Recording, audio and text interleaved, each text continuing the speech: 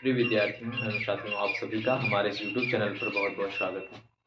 आज हम फिर से उपस्थित हैं एक नया वीडियोस को लेकर के, जो मॉडल क्वेश्चन पेपर से संबंधित है।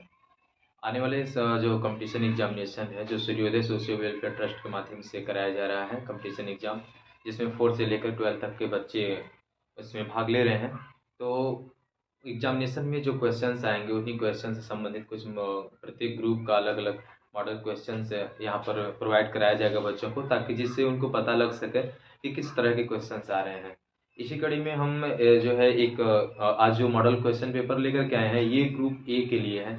और ग्रुप ए के मैथमेटिक्स विषय जो है, इससे जो 10 क्वेश्चंस आएंगे, इससे संबंधित है। तो आपको मैं एक बात बता दूं कि ये जो मॉडल क्वेश्चंस हैं, ऐसा नहीं कि केवल ग्रुप ए के लिए ही इम्पोर्टेंट है। ये लगभग सभी ग्रुप्स के लिए, जो भी 4 ग्रुप्स बने हुए हैं क्लास वाइज, सभी ग्रुप के लिए इम्पोर्टेंट है। तो जो भी स्टूडेंट्स हैं, सारे लोग जो भी पार्टिसिपेट करेंगे इसमें एग्जामिनेशन में, जो भी अपीयर होंगे, सारे लोग इस वीडियो को पूरा देखेंगे, समझेंगे और भी बच्चों के साथ शेयर करेंगे, क्योंकि यह यहीं तक सीमित नहीं है। ये और भी जो कंपटीशन एग्जामिनेशन होते हैं, जैसे कि नवोदय विद्यालय के लिए होता है, और बहुत सारे क्वेश्चन आर्मी जो होता है, आर्मी स्कूल के लिए जो कंपटीशन एग्जाम होता है, ज्ञान विद्या करके भी कोई कंपटीशन एग्जाम होता है, ऐसे इन सभी कंपटीशन एग्जाम के लिए इम्पोर्टेंट ये साबित होगा। तो चलिए हम शुरू करते हैं बिना किसी लेट को किए। जैसे कि एक क्वेश्चन है, क्वेश्चन नंबर 1 है कि 0.05 और 1 कंप्लीट 2/5, 3/8 तथा 1.001 का आरोही क्रम।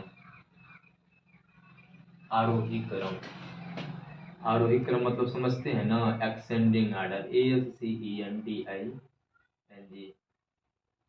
एक्सेंडिंग आर्डर है। कहने का मतलब ये है कि हमको इसको ये क्वेश्चन जो है 0.05, 1 कंप्लीट 2/5 और 3/8 एंड 1.001, इसका एक्सेंडिंग ऑर्डर क्या होगा। एक्सेंडिंग ऑर्डर में इसको लिखना है।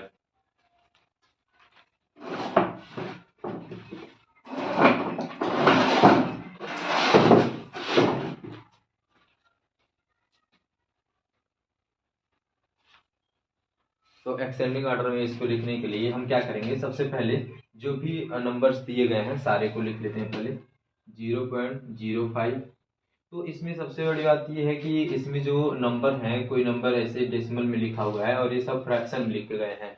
तो सबसे पहले करना क्या है, इसको हम फ्रैक्शन जो भी दिया गया सबको डेसिमल में बदलेंगे। तो कैसे बदलेंगे, ये पहला नंबर हमने निकाल लिया 0.05, दूसरा है 1 कंप्लीट 2/5। इसको कैसे करते हैं, तो 5 को 1 में मल्टीप्लाई करेंगे, 5 1 जा 5 और 2 इसमें ऐड कर देंगे।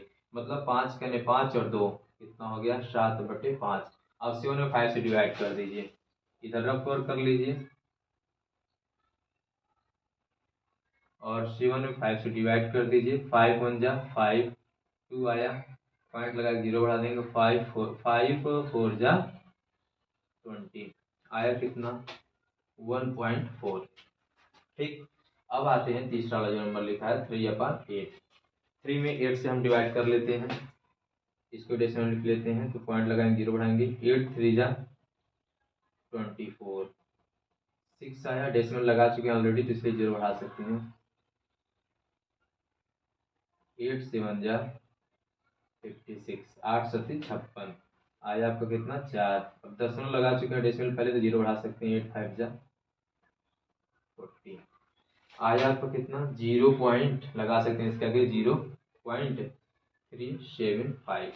ओके, अब नेक्स्ट वाला जो है 1.001 है, तो ये तो ऑलरेडी दशमलव है, ये भी ऑलरेडी दशमलव है। अब हमको देखना है, इसको एक्सेंडिंग ऑर्डर में लिखना है। एक्सटेंडिंग ऑर्डर में लिखना है। एक्सटेंडिंग ऑर्डर में लिखेंगे तो हम सबसे पहले देखेंगे कौन सा, सबसे पहले हम सबसे छोटा नंबर लिखते हैं, उसके बाद उससे बड़ा, उसके बाद उसके बड़ा, उससे बड़ा, ये होता है एक्सटेंडिंग ऑर्डर।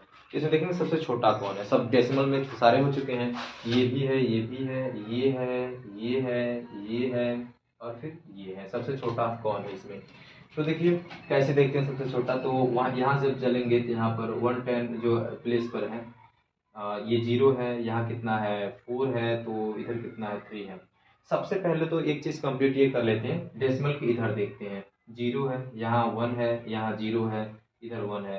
तो इन दोनों, ये तो दोनों से बड़े हो गए, दोनों ये ऑलरेडी दोनों बड़े हो चुके हैं। चलिए इन दोनों का आप हटा दीजिए, इन दोनों को हटा दीजिए।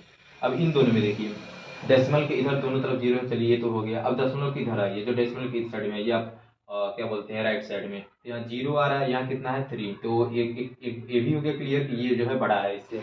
तो सबसे छोटा कौन होगा, ये होगा ना, तो हम इसको लिख लेंगे सबसे पहले 0.05, फिर इससे बड़ा लिखेंगे। ये है एक्सटेंडिंग आर्डर, मतलब बढ़ते हुए क्रम में। अब इससे बड़ा लिखेंगे तो चलिए, आप पहले कंक्लूजन कुछ कर ही चुके हैं इससे, तो फिर इसके बाद आएगा ये आपका 0.375, कितना आएगा 375। फिर इससे बड़ा देखेंगे, इससे ग्रेटर कौन है, तो यहाँ देखिए। अब इन दोनों में ये तो आपको क्लियर हो गया, ये और ये क्लियर हो चुका है, ये भी हो चुका है। इन दोनों में हमको देखना है इससे बड़ा कौन है। तो इधर पॉइंट के इधर हम राइट, अगर लेफ्ट साइड में हम देखते हैं तो दोनों में इक्वल है, तो वो तो चलिए छोड़िए। हमको देखना है कि अब इससे बड़ा कौन आता है। तो ये पॉइंट के बाद 0 है, यहाँ पॉइंट के बाद 4 है, तो इससे तो क्रम में तो ये आएगा ना, तब उसका सबसे बड़ा ये हो जाएगा। तो फिर इसको लिखेंगे 1.001, फिर इससे बड़ा हो जाएगा 1.4।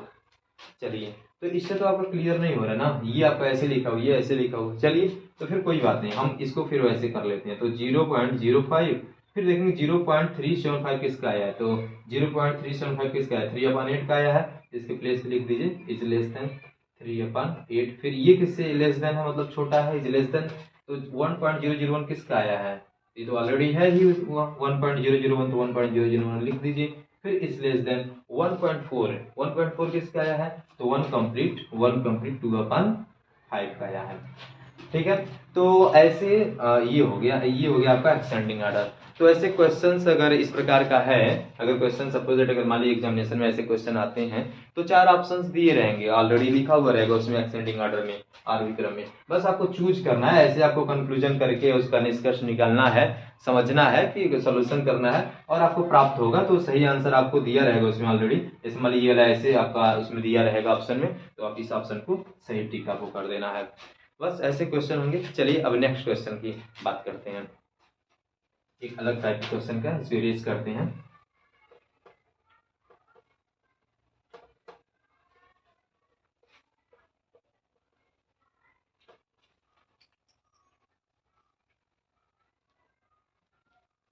चलिए एक अगला क्वेश्चन है, क्वेश्चन नंबर 2 है 12। ये मैंने कुछ मॉडल क्वेश्चन बना कर लाया है ताकि आपको समझा सकूं।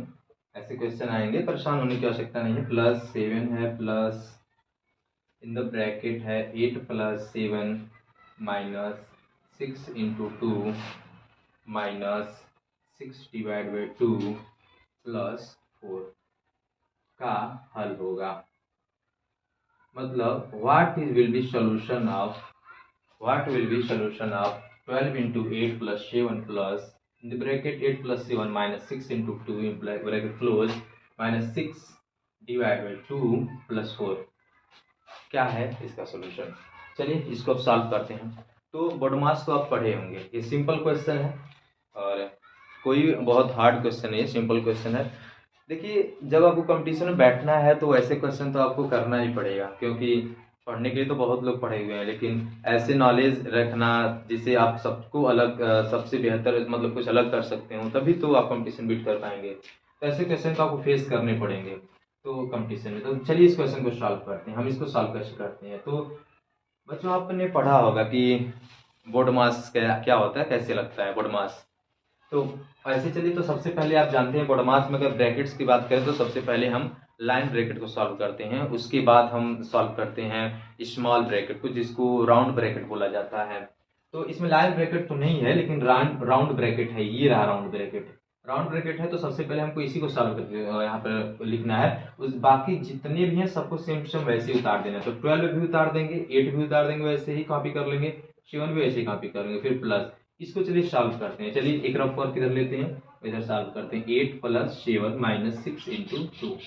जैसा कि आपको पता होगा, अगर अब ब्रैकेट्स की बात करें तो हम इसको सॉल्व कर रहे हैं, तो इसके अंदर को सॉल्व करेंगे तो इसमें भी होता है, सबसे पहले डिवाइड किया जाता है, फिर से मल्टीप्लाई किया जाता है। तो डिवाइड तो नहीं है, फिर मल्टीप्लाई है तो कर लेते हैं। 8 + 7 और -6 का 2 में मल्टीप्लाई होगा तो -12 हो जाएगा, है ना। अब हमने क्या किया, अब मल्टीप्लाई कर लिया, मल्टीप्लाई करने के बाद ऐड करते हैं। तो ऐड कहाँ है, +8 + 7 कर लीजिए 15 हो गया, फिर -12 यहाँ पर लिख लीजिए। अब फिर से अब ऐड के बाद सब्ट्रैक्शन करेंगे तो 15 में से 12 क्या कर दीजिए, सब्ट्रैक्ट करिए, कितना आ गया 3। तो इस प्रकार से इसको सॉल्व किया गया। इस सबसे पहले इस राउंड ब्रैकेट को, तो सॉल्यूशन इसका मिला हमको 3, हम 3 यहाँ पे लिख लेंगे, है ना। इसके बाद अब राउंड ब्रैकेट हमने यहाँ पे कर लिया। चलिए इस लाइन को पूरा कंप्लीट इसको कॉपी कर लेते हैं। तो इसका सॉल्व आया 3 आया, सोल्यूशन इसका मिला। फिर -6 / 2 + 4 हो गया। अब इसके बाद राउंड ब्रैकेट के बाद हम सॉल्व करते हैं करली ब्रैकेट। तो फिर करली ब्रैकेट क्या, आपको कोई ब्रैकेट्स नहीं है, चलिए करली ब्रैकेट भी नहीं है। फिर स्क्वायर ब्रैकेट की बात करें तो वो भी नहीं है।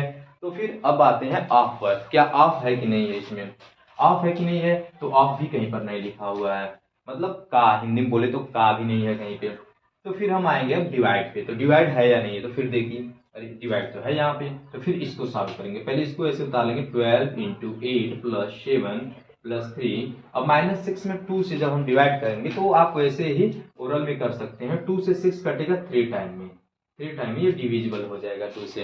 तो 2 3 जा 6 हो गया, और फिर +4 आप ऐसे कॉपी कर लीजिए, है ना। उसके बाद बच्चों अब क्या करेंगे, डिवाइड करने के बाद अब करते हैं मल्टीप्लाई नेक्स्ट वाली लाइन में। तो इसे मल्टीप्लाई करते हैं, तो मल्टीप्लाई तो यहाँ पे दिख रहा है, 12 का 8 में करना है, तो 12 8 जा 96 होता है ना, 96 होता है। और फिर क्या करेंगे, +7 +3 -3 +4 क्या कर लेंगे, कॉपी कर लेंगे, मतलब उतार लेंगे। इसके बाद अब क्या करना है, अब जो है आपको जो भी अब आपने डिवाइड कर लिया, मल्टीप्लाई कर लिया, इसके बाद अब आपको ऐड करना है। तो ऐड करने में क्या करना है, सारे को प्लस जितने भी है सबको एक में ऐड करिए। यहाँ +96 है, +7 है, +3 है। चलिए इसको पहले कर लीजिए, +3 +7 +3 +7 +10 हो गया, ठीक। और 10 में फिर आप ऐड कर लीजिए कितना, इस +4, इस -3 को भी छोड़ देना, इसको अभी आपको इसको नहीं लेना है, प्लस प्लस वाले सब आपस में कर लीजिए, ऐड कर लीजिए। तो इधर चलिए, इधर चाहते हैं 4 और 3, +4 +3 +7 और +7 14 में जब हम 96 ऐड करेंगे, तो 96 में आप 14 जब ऐड करेंगे तो कितना हो जाएगा, 110, कितना हो जाएगा, 110 हो जाएगा, ठीक। अब बचा आपको -3, यहाँ पे लिख लीजिए, है ना। अब इसके बाद अगला क्या करना है, अब इसमें से आप सब्ट्रैक्ट करिए, 110 में से आप सब्ट्रैक्ट करिए 3, तो कितना आ जाएगा, 107। इस प्रकार से ये आपका हो जाएगा आंसर। ऐसे आंसर आपको दिए रहेंगे, उसमें से आपको बस चूज करना है ना, आसान सवाल। चलिए अब इसके बाद और आगे बढ़ते हैं, एक के और क्वेश्चन पे चलते हैं, क्वेश्चन नंबर 3। प्यारे विद्यार्थियों, आज हम केवल 5 क्वेश्चन को ही हम यहाँ पे आपको डिस्क्राइब करके बताएंगे, और मतलब इसी तरह क्वेश्चन नॉर्मली क्वेश्चन ही आएंगे। और चलिए अभी हम आगे बताते ही रहेंगे कैसे आप एग्जाम की तैयारी करेंगे। और ये सब चीज़ें पढ़ाई चीज़ें हैं, ये ऑलरेडी पढ़ाया जा चुका होता है क्लास में, बस आपको बात है केवल ध्यान देने की। तो ये होगा बच्चों तीसरा सवाल। चलिए अब हम आते हैं, दूसरा सवाल था, अब हम आते हैं तीसरे नंबर वाले सवाल पे, क्वेश्चन नंबर 3 पे आते हैं। ये क्वेश्चन 1 था, ये क्वेश्चन 2 था, ये क्वेश्चन 3 है। इसमें है वह छोटी से छोटी स्मॉलेस्ट नंबर बताइए, वह छोटी से छोटी संख्या बताइए जो 9 12 18 व 24 से पूरी विभाजित हो जाए, मतलब कंप्लीटली डिविजिबल हो जाए, पूरी विभाजित हो जाए। हमें क्या करना है, इस क्वेश्चन को इंग्लिश में समझिए। हमें एक ऐसा स्मॉलेस्ट नंबर बताना है जो 9 से 12 से 18 से और 24 से कंप्लीटली डिविजिबल हो जाए। हमें ऐसा एक क्वेश्चन बताना, हमको ऐसा एक स्मॉलेस्ट नंबर बताना है, मतलब छोटी से छोटी संख्या बताना है, उससे छोटी कोई संख्या नहीं होगी। मतलब जो भी नंबर होगा स्मॉलेस्ट नंबर, उससे छोटी कोई नंबर नहीं होगा जो इन सब से कट जाता हो, डिविजिबल हो जाता हो। हमको ऐसे नंबर बताना है जो इन सबसे डिविजिबल हो और वही सबसे छोटी हो।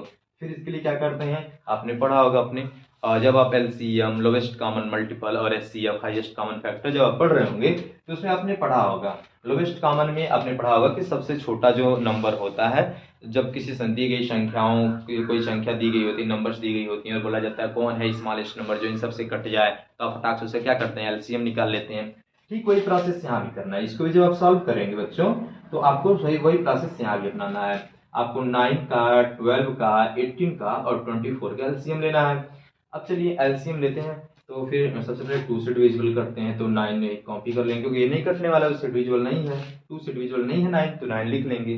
12 हो जाएगा 6 टाइम में, है ना, 2 6 12। 18 हो जाएगा 9 टाइम में, है ना। फिर 24 हो जाएगा 12 टाइम में। फिर 2 से अगर है तो फिर करिए ना, तो फिर 2 से 2 9 कर लीजिए, फिर 2 3 जा 6, 9 बस ऐसे कॉपी कर लीजिए, नहीं कटने वाला है तो फिर 12, 2 6 जा 12। अब जो है फिर 2 से कर लेते हैं, चलिए हो रहा है तो कर लेते हैं। 9 नहीं होगा तो कर लेते हैं कॉपी, 3 कर लेंगे, फिर 9 कर लेंगे, 2 3 जा 6। अब आते हैं हम 3 से करेंगे, क्योंकि 2 से तो है नहीं, कोई है क्या, कोई नहीं है डिविजिबल 2 से, तो अब 3 से इसमें डिविजिबल 3 से कर रहे हैं, तो 3 3 जा 9, 3 1 जा 3, फिर 3 3 जा 9, 3 1 जा 3। फिर एक टाइम और कर लीजिए, क्या दिक्कत है, 3 1 जा 3, जब तक कटने वाले काट लिए सारे 1 हो गए। तो इस प्रकार से अब इसका एलसीएम आया कितना, 2 इंटू 2 इंटू 2 इंटू 3 इंटू 3। अब देखिए, अब मतलब जिससे जिससे आपका ये डिविजिबल हुआ है सारा, उसका हमने मल्टीप्लाई कर लिया, तभी तो हमें लोएस्ट कॉमन मल्टीपल मिलेगा। तो हम मल्टीप्लाई करते हैं, तो फिर इसको कैसे करते हैं, चलिए 2 का 2 में करिए, 2 2 जा 4, फिर 4 का 2 में करिए, 4 2 जा 8, 8 का 3 में करिए, 8 3 जा 24, 24 का 3 में कीजिए, 24 का 3 में करेंगे तो कितना आएगा बच्चों, 72। कितना आएगा, 72। 2 दूनी 4, दूनी 8, 3 के 24, 3 72। तो फिर देखिए अब आपका क्वेश्चन का आंसर मिल गया, ये 72 होगा, वह नंबर 72 होगा जो किससे किससे डिविजन होगा, 9 से, 12 से, 18 से और 24 से। करके देख लीजिए, 9 से करिए, 9 8 जा 72 हो गया, 12 से करिए, 12 6 जा 72, ठीक। 18 से कीजिए, 18 4 जा 72, फिर 24 से कीजिए, 24 3 जा 72। सबसे डिविजिबल है कि नहीं है।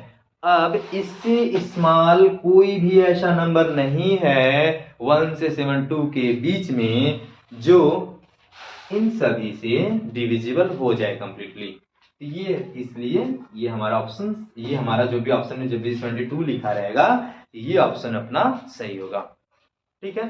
तो चलिए अब हम बात करेंगे क्वेश्चन नंबर 4 की। इसे इरेज करते हैं।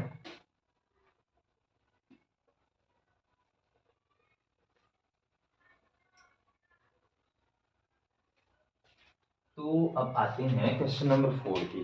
क्वेश्चन नंबर 4 एक थोड़ा सा ज्योमेट्री से लिया गया है। ज्योमेट्री तो आपने पढ़ा ही होगा, आपके टीचर्स, आपके सर लोग पढ़ाई होंगे कि ज्योमेट्री में कौन ट्रायंगल होता है मतलब त्रिभुज, और कौन क्या बोलते हैं क्वाड्रिलेटरल होता है मतलब चतुर्भुज, या आयत, वर्ग, ये सब आपने पढ़ा ही होगा, और रेक्टेंगल और स्क्वायर। थोड़ा सा उसी से ट्रायंगल से संबंधित एक क्वेश्चन है, नॉर्मल सा क्वेश्चन है, आपने पढ़ा होगा या नहीं पढ़ा होगा, सुना होगा, बट भले ही आपके माइंड में इसमें न हो, आप स्किप कर गए हो इसको। चलिए एक क्वेश्चन है यदि त्रिभुज के, ट्रायंगल के दो अंतःकोण मतलब इंटीरियर एंगल, किसी कोई एक सपोज दैट हम एक ट्रायंगल बना रहे हैं। चलिए सबसे पहले क्वेश्चन को लिख देते हैं। क्वेश्चन पे लिख देते हैं, यदि त्रिभुज के दो अंतःकोण क्रमशः 60 अंश व 70 अंश, 70 डिग्री और 60 डिग्री और 70 डिग्री हैं, तो तीसरा कोण बताइए। चलिए अब हम इस क्वेश्चन को सॉल्व करते हैं। सिंपल सा है। पहले नंबर तो देखिए, ये बताइए, ये तो ट्रायंगल है ना। चलिए इसको क्वेश्चन में पहले इसको हम पढ़ते हैं, क्वेश्चन में इसको हम कन्वर्ट करते हैं।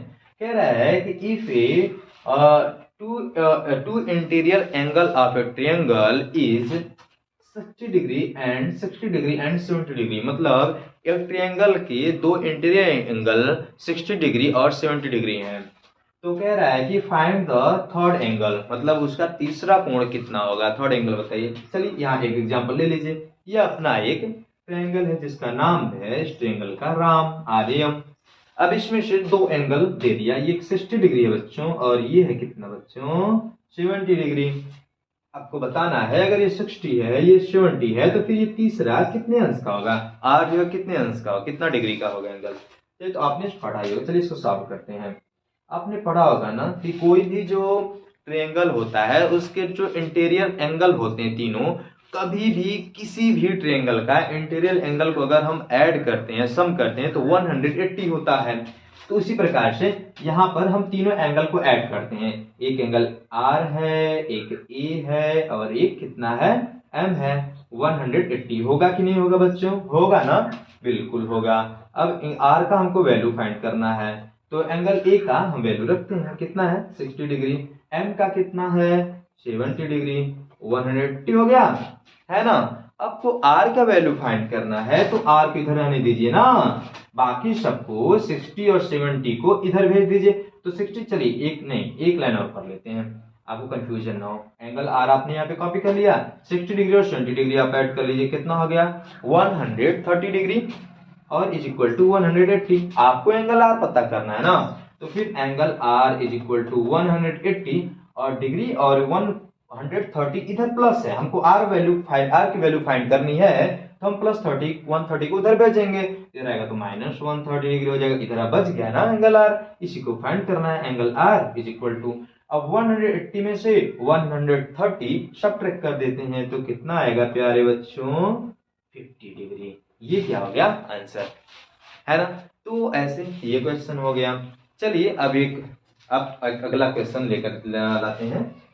चलिए क्वेश्चन नंबर 5, एक बहुत छोटा क्वेश्चन है तो उम्मीद है आप तो समझे होंगे। तो ऐसे ही क्वेश्चन आएंगे, नो टेंशन लेने की बिल्कुल नहीं बात है, सिंपल क्वेश्चंस होंगे, आपको कोई दिक्कत नहीं है। चलिए एक क्वेश्चन नंबर 5 लाते हैं। ये बिल्कुल आसान है, एकदम नॉर्मल सा, आप ऐसे थोड़ा सा बस माइंड को लगाइएगा, आराम से अटेम्प्ट कर जाएंगे। चलिए एक क्वेश्चन है, कह रहा है कि 50 से कम सबसे बड़ी व सबसे छोटी अभाज्य संख्या का अंतर होगा, सबसे बड़ी व सबसे छोटी। चलिए 50 से कम, तो 50 से कम, पहले क्वेश्चन को लिख देते हैं। 50 से कम सबसे बड़ी व सबसे छोटी अभाज्य संख्या का अंतर होगा। देखिए कितने बच्चे तो सोचेंगे क्वेश्चन को पढ़ते ही गलती कर बैठेंगे, क्या सर 50 से छोटी 50 से कम सबसे छोटी और सबसे बड़ी लेना है, तो सबसे बड़ी हो गया 50 से कम 49 और सबसे छोटी जो हो गया 1 हो गया। इसका अंतर कह रहा है मतलब घटाना है हमको, 48 आंसर हो जाएगा बस। अरे गलती है ये, आप ऐसे कैसे सोच रहे हैं। यहाँ क्या लिखा है, यहाँ क्या लिखा है, कौन संख्या को लेना है, अभाज्य संख्या लेना है। मतलब अभाज्य संख्या जिन संख्याओं का फैक्टर केवल टू नंबर्स होते हैं, कोई 2 नंबर या तो 1 होगा या तो वो सेल्फ होंगे। तो फिर आप तो 49 ले लिए, तो फिर 49 तो गलत है ना, क्योंकि 7 से डिविजिबल है, तो फिर ये नहीं हो सकता।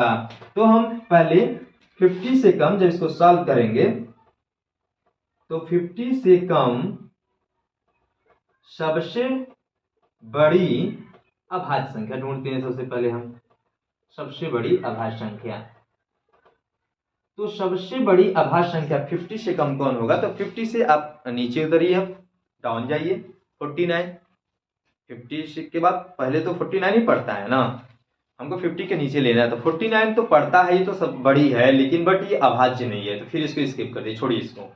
अब 48 पे जाइए। 48 क्या ये और नहीं किस करता है एक और सम के अलावा, ये भी तो करता है 48 जो है, तो फिर इसको भी छोड़िए। अब आइए 47 पे। तो 47 जो होता है केवल 1 से डिविजिबल है और 47 से केवल 2 ही इसके फैक्टर हैं, इसका मतलब हो जाएगा 47, है ना, समझ में आया ना।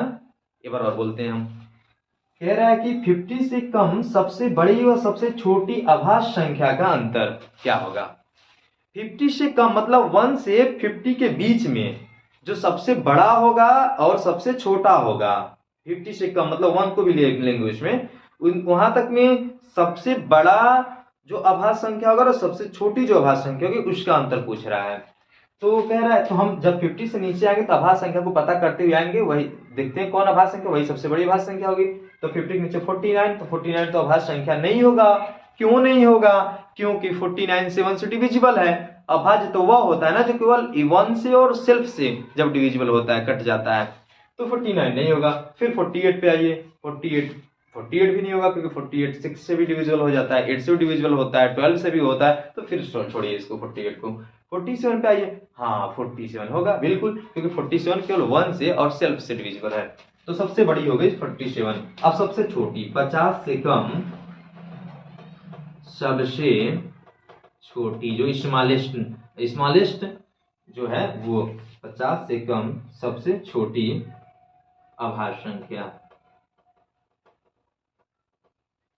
ठीक है ना। अब सबसे छोटी आभाज्य संख्या प्राइम नंबर निकालते हैं, तो अब क्या होगा सबसे छोटी, तो अब नीचे चलिए 0 के बाद 1 तो है, 1 तो 1 से ही कटेगा, लेकिन इसका 2 यहाँ पे नहीं, इसके फैक्टर है नहीं है, केवल 1 ही है, तो फिर 2 पे 2 से कटेगा सेल्फ से और 1 से। इसमें सबसे छोटी जो है जो प्राइम नंबर होता है, भाज्य संख्या होता है, वो 2 होता है। अब कह रहा है इनका अंतर मतलब इनका अंतर मतलब इनका डिफरेंस कितना है, तो हम क्या करेंगे जब अंतर निकालेंगे तो 47 में से 2 को सब्ट्रैक्ट करेंगे तो कितना आ जाएगा बच्चों 45, ये हो जाएगा आपका आंसर।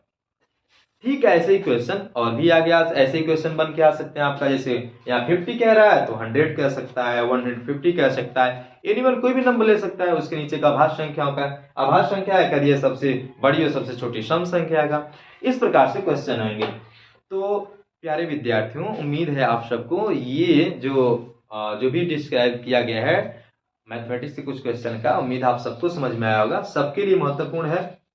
प्रिय विद्यार्थियों, जैसा कि आप जान रहे हैं कोरोना का कहर फिर से शुरू हो गया है, इसलिए आप हमेशा कभी भी घर से बाहर निकलते हैं तो मास्क अवश्य पहनें, सुरक्षित रहें। बहुत बहुत धन्यवाद।